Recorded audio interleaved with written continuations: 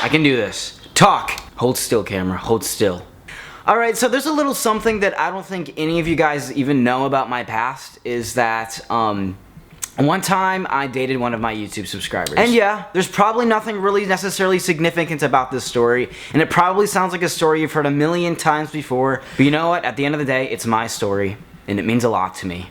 So here it goes. The story of my very first love. Well, you know what? Okay, love is very debatable. I mean, I guess however a 15-year-old high school freshman defines the term love, that's what she was to me. You see, I started YouTube when I was about 13, but my freshman year when I was about 15, that was the year that I started to take things really seriously. At the time, I really didn't have that many YouTube viewers, but there was this one girl that I repeatedly noticed commenting on my videos week after week. My videos, my tweets, my Instagram, I mean, she was everywhere. Pretty sure it was safe to place her in the fangirl subcategory, even if I only had like 1,000 subscribers. I'm not really one to fall for girls who are overly obsessed and borderline stalkerish, but something about her intrigued me. Perhaps it was the words she used. Perhaps it was her persistence. Okay, let's be real. It was her profile pic. I thought she was just like the cutest girl in the world. And naturally, as a 15-year-old lonely single boy, that was enough for me.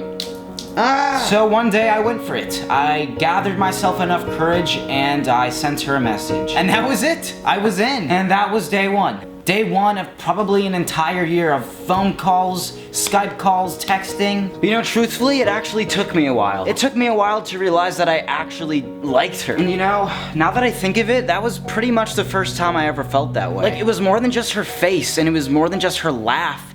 Like, it was her. Blah, blah, blah, sappy, sappy, sap. I think you get it. We were pretty much like every other teenage couple in the world, except for one reason.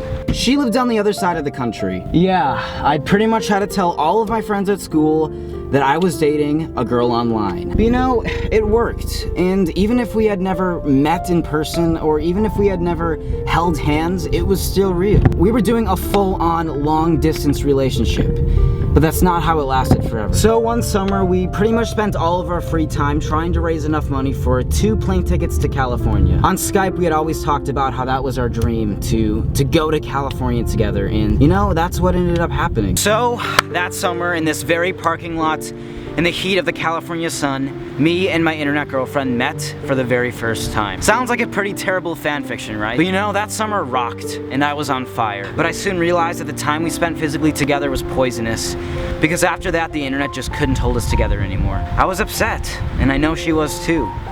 But like so many other teenage relationships, it wasn't working out. And I think you can guess how the rest goes. So why am I telling you the story of a basic teenage relationship? Because the people you meet online, they're real. The relationships you form online are real. Never let anyone tell you that internet relationships aren't real, because they are. It's true, there are a lot of creepy scumbag perverts. And yeah, it's important to use proper judgment. But on the complete opposite side of the spectrum, there will be so many people that will love you and so many people that will care for you. There are over 3 billion people connected to the internet right now, so go out there, find someone, and make a friend. Just make sure it isn't a creepy scumbag pervert.